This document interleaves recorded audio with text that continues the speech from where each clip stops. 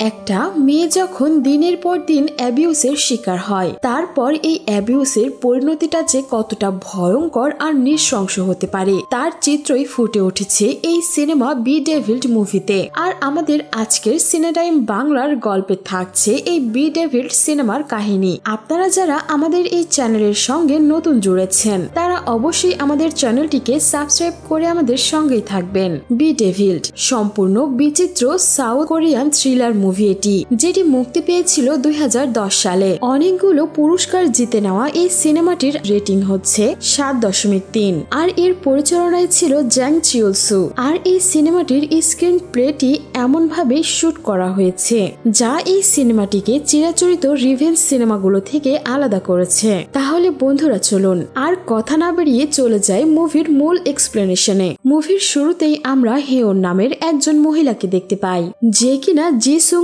উন শহরের একজন ব্যাংক কর্মকর্তা।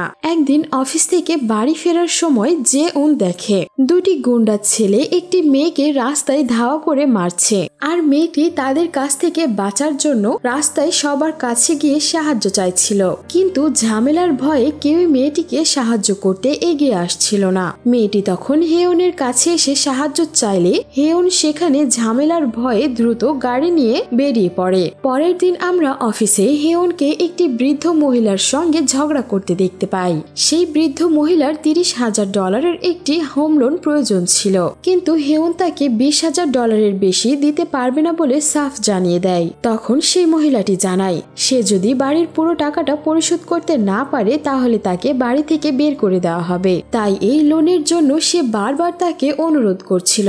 আর এতে রেগে গিয়ে হেওন ওই বৃদ্ধার সঙ্গে প্রচন্ড রুড বিহেভ করে আর তাকে সেখান থেকে ও চলে যেতে বলে। তখন তার কাছে পুলিশের একটি কল আসলে তাকে থানায় চলে যেতে হয়। থানায় গেলে হেওন জানতে পারে গতরাতের সেই সাহায্য চাওয়া মেয়েটি আর বেঁচে নেই। এমনকি এই খুনের ঘটনায় যারা প্রত্যক্ষ সাক্ষী ছিল তারা কেউই মুখ খুলতে রাজি নয়। এখন শুধুমাত্র হেওনের সাক্ষীটাই তাদের দুজনকে অপরাধী হিসেবে প্রমাণ করতে পারে। হেওন পুলিশকে বলে দেয় সে চেহারা ভালোভাবে দেখেনি, কিন্তু একটি ছেলের হাতে লায়ন শেপের একটি আংটি ছিল, কিন্তু এই ছেলেদের হাতে তেমন কোনো রিং না থাকায় পুলিশ তাদেরকে ছেড়ে দেয়। মৃত মেয়েটির বাবা হেওনের কাছে এসে কাঁদতে কাঁদতে বারবার অনুরোধ করে সত্যিটা পুলিশের কাছে বলে দেওয়ার জন্য, তবে হেওন এসব ঝামেলায় কিছুতেই পড়তে চায় না। তাই চুপচাপ সে সেখান থেকে চলে যেতে চাইলে সেই বখাটে ছেলেগুলো হেওনের গাড়ির সামনে চলে আসে। তাদের মধ্যে একজন ছেলে এসে সরাসরি হেওনের জামার বোতাম খুলে দেয়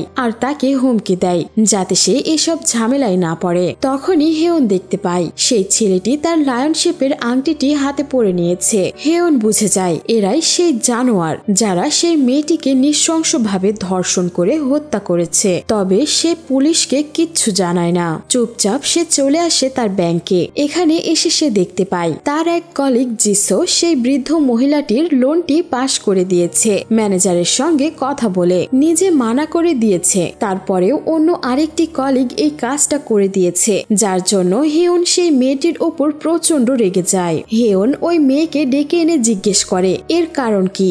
জিসো তখন বলে ওই বৃদ্ধাটির এমন করুণ অবস্থা দেখে তার অনেক খারাপ লেগেছিল, তাই ম্যানেজারকে বলে সে এই লোনের ব্যবস্থা করে দিয়েছে। তবে হেওন তাকে উল্টো দোষারোপ করতে থাকে। হেওন বলে ম্যানেজারকে সে তার শরীর দেখিয়ে এসব কাজ করিয়েছে, আর এসব করে সে বেশি দূর এগোতে পারবে না। আর ওই মেয়েটির সঙ্গে এমন ভাবে খারাপ বিহেভ করে সে সেখান থেকে চলে যায়। আর এরপরে সে ওয়াশরুমে এসে বুঝতে পারে জিসোকে এমন ভাবে বলা তার উচিত হয়নি, তাই সে তাকে টেক্সট করে সরি বলে এবং অফিস শেষ হলে দুজন কোনো রেস্টুরেন্টে যাওয়ার কথা বলে। তবে সে বাথরুম থেকে বের হওয়ার সময় দেখতে পায় তার দরজাটি বাইরে থেকেই আটকানো, দরজাটি ক্লিনিং স্টিক দিয়ে বন্ধ করা। সে দরজাটির উপর দিয়ে বাইরে বের হওয়ার চেষ্টা করলে সে নিচে পড়ে যায় আর তখনই দরজাটা খুলে যায়। তখন সে বাইরে বের হলে দেখতে পায় জিসোর পায়ে সেই জুতো যেটা সে বাথরুমের ভেতর থেকে বাইরে কারো একজনের পায়ে দেখেছিল।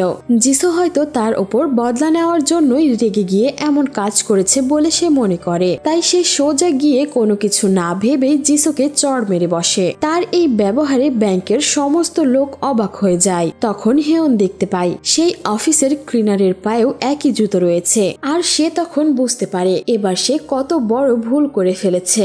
আর এসব জানতে পেরে ব্যাংকের ম্যানেজার তাকে ডেকে অনেক অপমান অপমান করে আর তাকে কয়েকদিন ব্যাংকে আসতে মানাও করে দেয়। রাত্রে বাড়ি আসার পরে ওয়াচম্যান তাকে অনেকগুলো চিঠি দিয়ে যায় যেগুলো তার মেল বক্সে এসেছিল। এই চিঠিগুলোর মধ্যে বুকনাম নামে যে চিঠিগুলো এসেছে সেগুলো সে না পড়ে ডাস্টবিনে ফেলে দেয়। সেই দিন পুলিশ স্টেশনে যাওয়ার সময় এই বুকনাম নামের এই মেয়েটি তাকে ফোন দিয়ে জিজ্ঞেস করছিল সে কেন তার চিঠির কোনো উত্তর দেয় না। তখন হিয়ন রাগ করে ফোনটাই কেটে দিয়েছিল।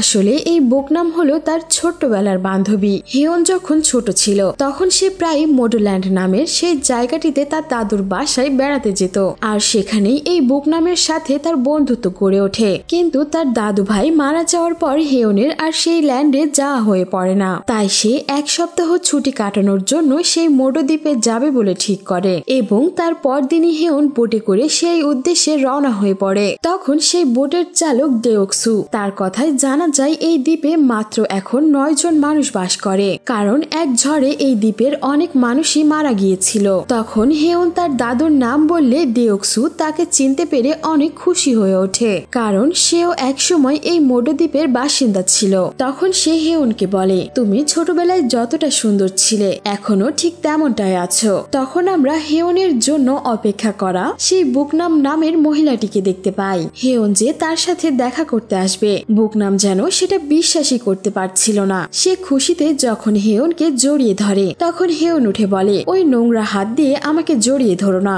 তখন বাকিরাও হিয়ন এসেছে শুনে তাকে দেখতে সেখানে ভিড় জমিয়ে ফেলে। সেখানে আলজাইমারে অসুস্থ একজন বৃদ্ধ ব্যক্তিকেও দেখা যায়। তখন বুকনাম তাকে তার স্বামী চিওলজুং ও তার ছোট ভাই চুজুং এর নাম বলে তাদের সঙ্গে পরিচয় করিয়ে দেয়। তখন চিওলজুং এর আন্টি এসে বুকনামের ওপর প্রচন্ড রাগারাগি করে আর বলে স্বামীর নাম এভাবে মুখে আনতে নেই, আর তিনি হিয়নের এখানে বেড়াতে আসাটাও পছন্দ করে না। এরপর বুকনাম যখন হিয়নকে তার দাদার বাড়িতে নিয়ে যায় তখন সেখানে তার মেয়ে ইউহি হাজির হয়। বুকনাম তখন তাকে হিয়নের সঙ্গে পরিচয় করিয়ে দিতে চাইলে তখন সে সেখান থেকে লজ্জা পেয়ে চলে যায়। তখন বুকনাম জানায় ইউহি 10 বছরের হলেও তাকে এখনো পর্যন্ত স্কুলে পাঠানো হয়নি, কারণ তার স্বামী আর আন্টি মেয়েদের স্কুলে যাওয়াটা একদমই পছন্দ করে না। কিন্তু তার খুব ইচ্ছে যে সে আগামী বছর থেকে তার মেয়েকে স্কুলে পাঠাবে। আর এরপর যখন সে হিয়নকে স্কুলের কথাটা বলতে যাচ্ছিল তখনই হিয়ন কথাটা পরিবর্তন করে দেয়। হিয়ন তখন প্রসঙ্গ পাল্টে তাকে জিজ্ঞেস করে 15 বছর থেকে পড়ে থাকা এই বাড়িটা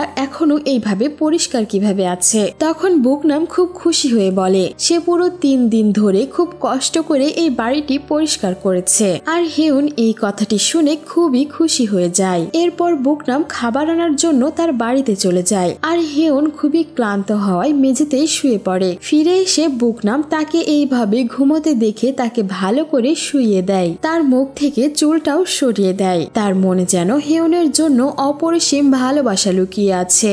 রাতে যখন তারা সবাই মিলে ডিনার করছিল তখন মানজুং জানায় সে মাছ ধরতে যাবে, আর এই কথা শুনেই ইয়ন হিও বাবার সঙ্গে যেতে চায়। রাতে যখন স্বামী ও মেয়ে মাছ ধরতে যায় তখন চুলজুং ঘর থেকে বের হয়ে বুকনামের ঘরে আসে আর তাকে খুবই জঘন্য ভাবে ধর্ষণ করে। তবে এতে অবাক ব্যাপার হচ্ছে বুকনাম এতে কোনো বিরোধিতাই করে না, যেন এটা তার কাছে নিত্যদিনের ব্যাপার। আর তার ভাইয়ের এইসব কর্মকাণ্ডের কথা মানজুংও খুব ভালো করেই জানতো। মাছ মেরে যখন তার স্বামী বাড়িতে ফিরে আসে তখন বুকনাম দেখতে পাই তার স্বামী আজকেও খালি হাতে ফিরেছে। তখন সে বলে তুমি একজন আইল্যান্ডার হয়েও মাছ ধরতে পারো না। আর তার এই কথাতে মানজুং খুবই রেগে যায় আর তাকে দরজা বন্ধ করে বেধড়ক মারতে থাকে। আর ইউনহি বাইরে বসে এসব কিছু শুনতে থাকলেও এতে যেন তার বিন্দু মাত্র কোনো চিন্তাও নেই। মায়ের উপরে এইভাবে রোজ রোজ নির্যাতন করতে দেখেও তার কাছে যেন এটা স্বাভাবিক ব্যাপার হয়ে গেছে। পরদিন সকালে মানজুং, চুলজুং এবং বুকনাম মিলে তার আন্টির ঘরটি ঠিক করে দিচ্ছিল, কিন্তু সেখানে সমস্ত পরিশ্রমের কাজগুলো বুকনামই করছিল। সে একটু বিশ্রাম নিতে চাইলেও সেটা তার কপালে নেই। আন্টি এসে তাকে অনেক কথা শোনায়। এখানকার সমস্ত কাজ শেষ করে সে হিয়নের জন্য খাবার বানিয়ে আনে। হিয়ন তখন তাকে বলে তার এখন আর এত কষ্ট করতে হবে না, এখন থেকে সে নিজেই রান্না করে খাবে। কিন্তু বুকনাম তাকে একদমই না করে দেয়, সাথেই তার কাছ থেকে সমস্ত জামা কাপড় চেয়ে নেয় যেগুলো ধুতে হবে, কারণ সে চায় না হিয়ন তার এই সুন্দর হাতে কাপড় কাচুক। এত কাজ করার পরেও সে সমস্ত জামা কাপড় ধুয়ে দেয়। আর এরপর হিয়ন আর সে দুজনে মিলে খুব মজা মজা করে পুকুরে স্নান করতে থাকে, যেমনটা করে তারা ছোটবেলায় করত। পরদিন সকালে হেয়ন গ্রামের চারপাশটা ঘুরে দেখছিল। তখনই সে দেখতে পায় এখানে ছোট্ট একটা টেলিফোন টাওয়ার লাগানো হয়েছে। আগে এখানে টেলিফোনের কোনো ব্যবস্থা ছিল না, তবে এখানে এখন ফোন রয়েছে। আর এইভাবেই ঘুরতে ঘুরতে হেয়ন একটি পুরনো বাড়ির পেছনে চলে আসে। আর এখানে এসে চুলজুংকে আসতে দেখে ভয় পেয়ে কাচের একটা টুকরো তার হাতে তুলে নেয়। তখনই চুলজুং তার কাছে চলে আসে। চুলজুংয়ের চোখে মুখে যেন ফুটে উঠেছিল তার শরীর পাওয়ার ইচ্ছা। সে আস্তে আস্তে হেয়নের কাছে যেতে থাকে। আর ঠিক তখনই ইউনহি সেখানে চলে আসায় এই যাত্রায় হেয়ন সেই জানোয়ারের হাত থেকে বেঁচে যায়। আর এরপর হেয়ন ইউনহির সঙ্গে খুব মজা করে সময় কাটাচ্ছিল। তখন হঠাৎ করে বাচ্চা মেয়ে ইউনহি বলে ওঠে, আমি চাই আমার ব্রেস্টও তোমার মতো বড় হোক। হেয়ন এটা শুনে হাসতে থাকে। অন্যদিকে বোটে করে শহর থেকে একটা প্রস্টিটিউট এখানে আসে, যার নাম মিরান। আসলে মানজুং এখানে তাকে ডেকেছে। ঘরের দরজা বন্ধ করে সে তার শরীরের চাহিদা সেই মেয়েটির সঙ্গে মেটাচ্ছে। আর বুকনাম খুব স্বাভাবিকভাবেই বারান্দায় বসে তার খাবার খাচ্ছে। স্বামী ঘরের মধ্যে অন্য মেয়ের সঙ্গে লিপ্ত থাকা, এই ব্যাপারটা যেন তাকে বিন্দু মাত্র ভাবাচ্ছে না। আর ঠিক সেই মুহূর্তেই হেয়ন ইউনহিকে নিয়ে সেখানে চলে আসে। ঘর থেকে ভেসে আসা শব্দ শুনে হেয়নের বুঝতে দেরি হয় না যে ঘরের ভেতরে কি চলছে। সে বুকনামকে দেখে খুবই অবাক হয়ে যায়, কিন্তু তখনই বুকনাম তার মেয়েকে দেখে তাকে বাইরে নিয়ে চলে যায়। আর ইউনহির কথাই তখন বোঝা যায় সে মিরানকে খুব ভালোভাবে চেনে। হয়তোবা মিরান এখানে মাঝে মধ্যেই আসে। ভেতরে কি হচ্ছে সেটা পুরোটা না বুঝলেও এইটুকু মেয়ে মনে করে মিরানকে তার বাবা ভালোবাসছে, আর সে চায় না তার বাবা সেই মেয়েটিকে ভালোবাসুক। বুকনাম তখন হেয়নকে বলে ইউনহিকে নিয়ে সেখান থেকে চলে যেতে। আর এর থেকে বড় ব্যাপার হচ্ছে তার আন্টিও সেখানে চলে আসে। তবে তার কাছেও যেন এই বিষয়টা খুবই স্বাভাবিক। কাজ শেষ করে যখন মিরান বাইরে এসে বসে, তখন ইউনহি তাকে মেরে ঘরের ভেতর চলে যায়। আর বুকনামকেও এমন উদাস দেখে সে বলে সে এখানে কখনোই আসতে চায় না। তবে মানজুং মিরানের বসকে 3 গুণ টাকা দিয়েছে, আর মিরান তার বসের কথা অমান্য করতে পারে না, আর সে তার কাছে ক্ষমাও চায়। তখন বুকনাম জানায় সে কেন ক্ষমা চাইছে, আসল জানোয়ার তো তার নিজেরই স্বামী। তখন মিরান বলে সে পালিয়ে কেন যায় না, সে চাইলেই এখান থেকে তার মেয়েকে পালিয়ে নিয়ে যেয়ে সিউল শহরে চলে যেতে পারে। সে চাইলে সেখান থেকে তাকে কেউ খুঁজে পাবে না। আর বুকনাম যদি চায় তাহলে মিরান তাদের পালাতে সাহায্য করবে। তবে বুকনাম এই কথাটিতে রাজি হয় না, কারণ সে চায় না তার মেয়েকে তার বাবার কাছ থেকে আলাদা করতে। এরপর সে যায় তাদের মৌমাছি থেকে মধু সংগ্রহ করতে। আর মানজুং দূর থেকে তাকে রান্না করার হুকুম দেয়। বুকনাম তার কথা শুনলেও সে এই কাজেই ব্যস্ত। আর তখন মানজুং রেগে গিয়ে তার দিকে ঢিল ছুঁড়ে মারে, যার ফলে মৌমাছির বক্স থেকে সমস্ত মৌমাছি বের হয়ে বুকনামকে ঘিরে বসে। আর এত কিছুর পরেও বাড়িতে এসে মানজুং আবার তাকে লাথি মারে। এত অত্যাচার সহ্য করার পরেও বুকনাম তার স্বামীকে কিছুই বলতে পারে না। এই আইল্যান্ডে যেন কোনো কিছুই স্বাভাবিক নয়। তার অনুভূতির যেন কোনো মূল্যই নেই এই মানুষগুলোর কাছে।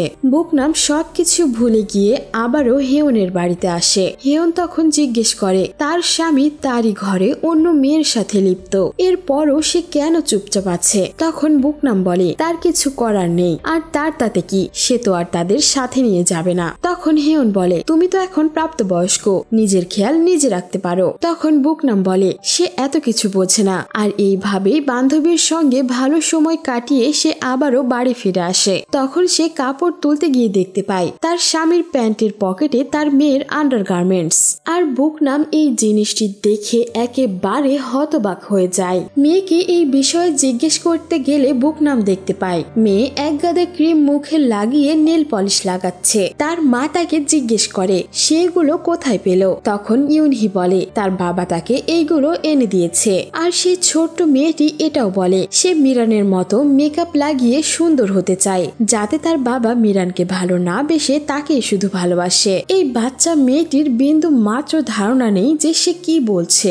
বুকনাম তাকে রেগে গিয়ে বোঝাতে থাকে এই ভালোবাসা সেই ভালোবাসা নয়। আর এটা নিয়ে মা মেয়ে তর্ক করতে থাকলে ঠিক তখনই মানজুং সেখানে চলে আসে। সে তখন ভাবে হয়তোবা বুকনাম নেল পলিশ নিয়ে তার মেয়ের সঙ্গে ঝগড়া করছে, আর তখন তাকে লাথি মেরে ফেলে দিয়ে সমস্ত নেল পলিশ তার মুখে মারে। আর এরপর সে তার মেয়েকে কোলে তুলে নেয়। আর বুকনাম দেখতে পায় তার স্বামী তার মেয়ের গায়ে খুবই খারাপ ভাবে টাচ করছে। সে তখন বুঝে যায় কেন রাতের বেলা মেয়েকে নিয়ে মাছ ধরতে যায় সে, আর মাছ না ধরে খালি হাতে ফিরে আসে। তখন সে বাইরে গিয়ে একটি দা নিয়ে আসে মানজুংকে মারার জন্য। তখন সে থেমে যায় আর ভাবে এটা তো খুবই স্বাভাবিক বিষয়, একটা বাবা তার মেয়েকে কোলে নিয়ে বসে আছে, এতে কিছু সন্দেহের কিছু নেই। আর এমনই নানা রকম চিন্তা ভাবনা নিয়ে সে চলে আসে হেয়নের কাছে। হেয়ন তার মুখের এই অবস্থা দেখে তাকে জিজ্ঞেস করে কি হয়েছে। তখন বুকনাম বলে তুমি কি আমাকে আর ইউনহিকে সাথে নিয়ে যেতে পারো? হেয়ন বলে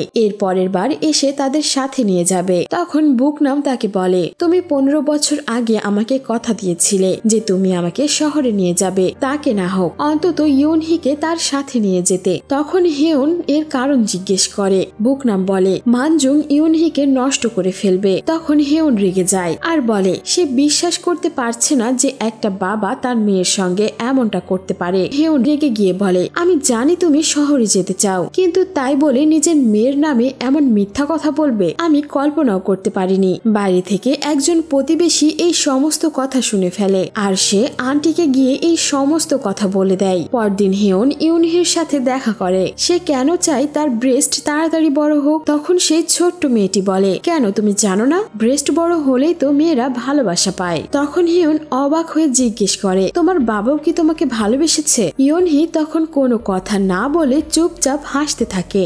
তার কথার এই উত্তর আর এমন অদ্ভুত হাসি দেখে বোঝাই যাচ্ছে তার বাবা তার সঙ্গে কি করে। তখনই সেই প্রতিবেশী মহিলা আন্টিকে নিয়ে সেখানে চলে আসে আর তখন ইউনহিকে নিয়ে চলে যায়। আর আন্টি হেয়নকে বলে বুকনাম খুবই মিথ্যেবাদী, সে যা চায় তা পাওয়ার জন্য সে যা কিছু মিথ্যে বলতে পারে। এমনকি ইউনহি তো মানজুং এর মেয়েও নয়, তারপরেও সে মেয়ের মতো করে তাকে পালন করেছে। আর এই সব বলেই আন্টি সেখান থেকে চলে যায় আর হেয়ন একদমই চুপ হয়ে যায়। এদিকে বুকনাম হেয়নের কাছ থেকে কোনো সাহায্য না পেলে মানজুং এর পকেট থেকে টাকা এবং চাবি চুরি করে। এরপর সে প্রস্টিটিউট মিরানকে ফোন করে তার কাছে সাহায্য চায়। তখন মিরান তাদের কাল সকালে নিতে আসবে বলে জানিয়ে দেয়। আর এরপর যখন সবাই গভীর ঘুমে অচেতন তখন বুকনাম মেয়ে ইউনহিকে নিয়ে বেরিয়ে পড়ে। আর এরপর তখন সে দেখতে পায় মিরান ডিউকসুর বোর্ডে তাদেরকে নিতে এসেছে, যদিও বুকনাম তাকে আগেই বারণ করে দিয়েছিল যেন সে ডিউকসুর বোটে না আসে,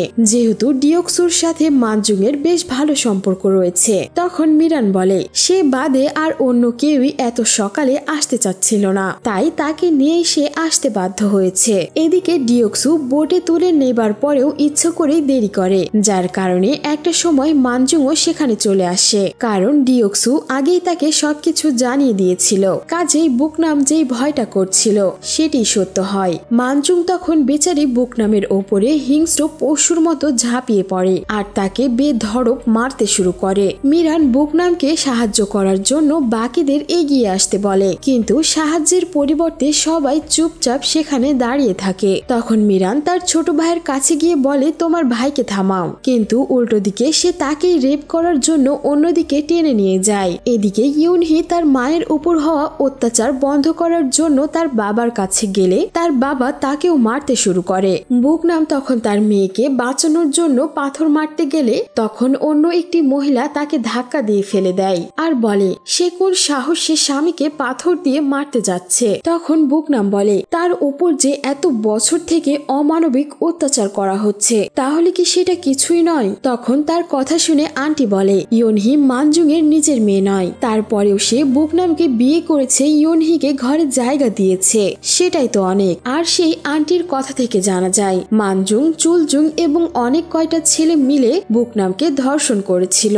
এ কারণে বুকনাম নিজেও জানে না যে তার মেয়ের আসল বাবাকে। আর তার এই কথা শুনে মানজুং রেগে গিয়ে তাকে আরো মারতে শুরু করে। তখন ইউনহি মাকে বাঁচাতে গেলে মানজুং তাকে পাথরের ওপর ছুঁড়ে মারে আর পাথরের ওপর পড়ে মাথায় প্রচন্ড আঘাত লাগার কারণে বাচ্চাটি সেখানেই মারা যায়। একমাত্র আদরের সন্তানকে হারিয়ে বুকনাম তখন সেখানে পাগলের মতো আচরণ করতে শুরু করে। তার বেঁচে থাকার একমাত্র কারণই ছিল তার এই মেয়েটি। আর এরপর মানজুং এর আন্টি তাদেরই পরিচিত একটি পুলিশ অফিসারকে ডেড রিপোর্টের জন্য সেখানে ডেকে নিয়ে আসে। তখন সেই পুলিশটি মৃত্যুর কারণ জানতে চাইলে বুকনাম পুলিশটিকে সবকিছু সত্যি করে বলে দেয়। তখন বাকি সবাই একজোট হয়ে ইউনহির মৃত্যুর জন্য বুকনামকেই দায়ী করে। তখন মানজুং বলে বুকনাম আসলে শহরে পালিয়ে যাওয়ার চেষ্টা করেছিল, কিন্তু ইউনহি কিছুতেই তার সাথে যেতে রাজি হচ্ছিল না। তখন বুকনাম তাকে জোর করে নিয়ে যাওয়ার সময় ইউনহির মাথায় আঘাত লাগলে সে সেখানেই মারা যায়। তার এই নির্ভেজাল মিথ্যে কথায় বাকি মহিলারাও হাতে হা মেলায়। তখন বুকনাম বুঝে যায় এই পুলিশ অফিসারটির কাছেও তার কথার কোনো দাম নেই। আর এরপর সেখানে হেয়ন এসেও হাজির হয় আর পুলিশ অফিসারটি তাকে জিজ্ঞেস করে সে কিছু দেখেছে কিনা। হেয়ন তখন বলে সে ঘুমাচ্ছিল, তাই এ ব্যাপারে সে কিছুই জানে না এবং এটিও ছিল সম্পূর্ণ মিথ্যে কথা। আসলে বুকনাম তখন দেখেছিল।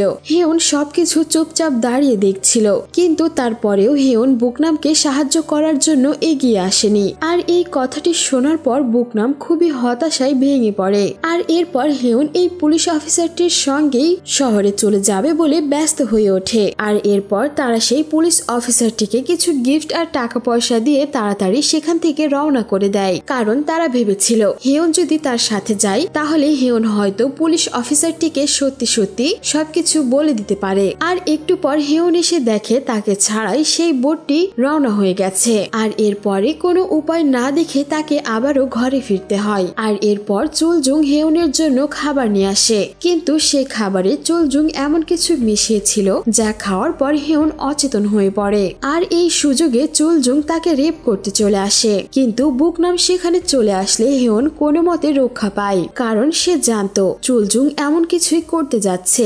যদিও চাইলে সে তখন চুপ থাকতে পারত। আর এরপর সে সারা রাত তার বান্ধবীর পাশেই বসে থাকে আর তাদের পুরনো দিনের কথা মনে করতে থাকে, যখন সে গরিব আর অনাথ বলে কেউ তার সঙ্গে খেলা করত না, একমাত্র এই হেয়ন বাদে। সে বুকনামকে বাঁশি বাজানো শেখাতো, তাই তো হেয়নের প্রতি বুকনামের ছিল অকৃত্রিম ভালোবাসা। সে সময়ও বুকনাম যেমন হেয়নকে বিপদ থেকে রক্ষা করত, যেমনটা আজকেও করেছে।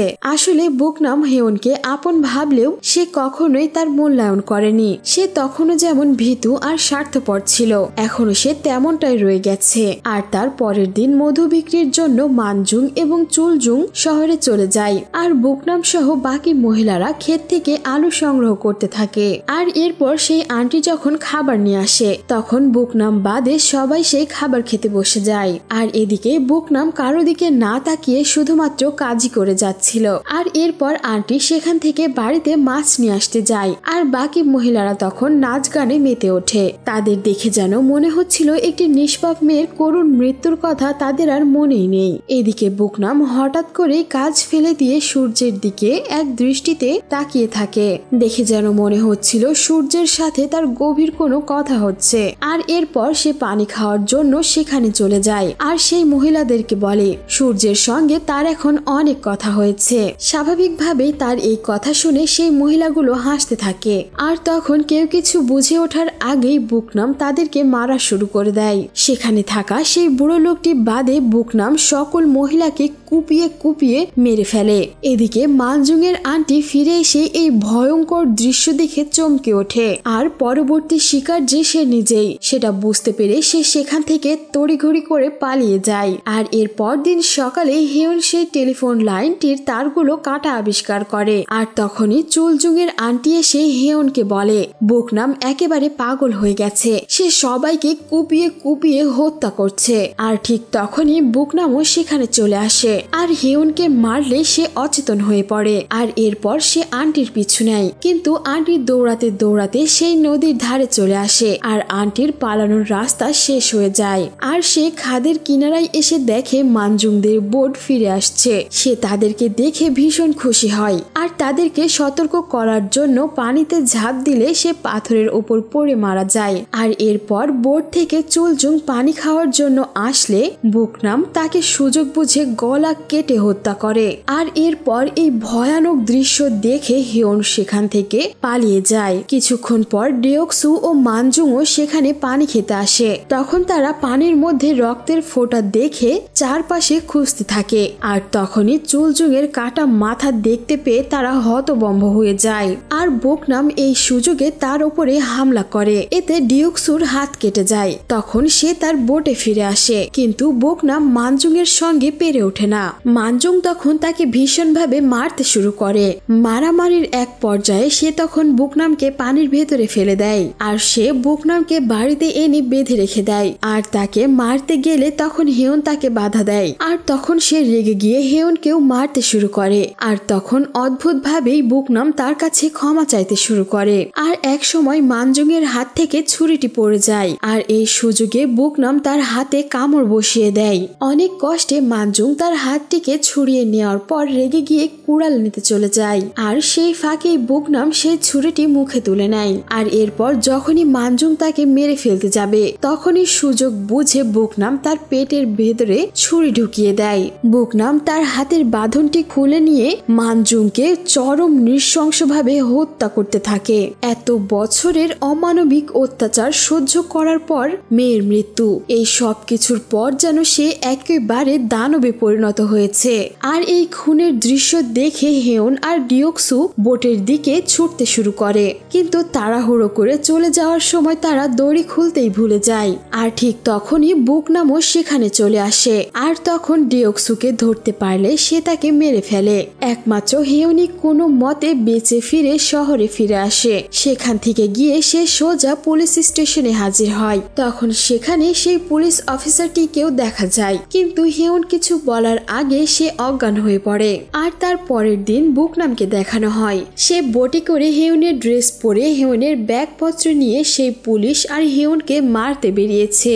এদিকে হেয়নের জ্ঞান ফিরে আসলে সে দেখে তার হাতে হ্যান্ডকাপ লাগানো আর তার পাশেই বসা রয়েছে বুকনাম। আর সে ভয় পেয়ে দ্রুত নিচে নেমে যায়। সে দেখে পূর্বের পুলিশ অফিসারটিও মারাত্মক অবস্থায় পড়ে রয়েছে। আর এরপর বুকনাম তাকে মারার চেষ্টা করলে হেয়ন একটি সেলের মধ্যে নিজেকে বন্দি করে ফেলে এবং বুকনাম তার সঙ্গে কেন এমন করছে সে জিজ্ঞেস করে। বুকনাম বলে, কারণ তোমার মধ্যে দয়াময়া বলে কিছুই নেই। তখনই সে হেয়নকে তার বাঁশিটি দিয়ে বাজাতে বলে। আর ঠিক সেই মুহূর্তেই পুলিশ অফিসারটি তাকে গুলি করলে বুকনাম তাকে নৃশংসভাবে হত্যা করে।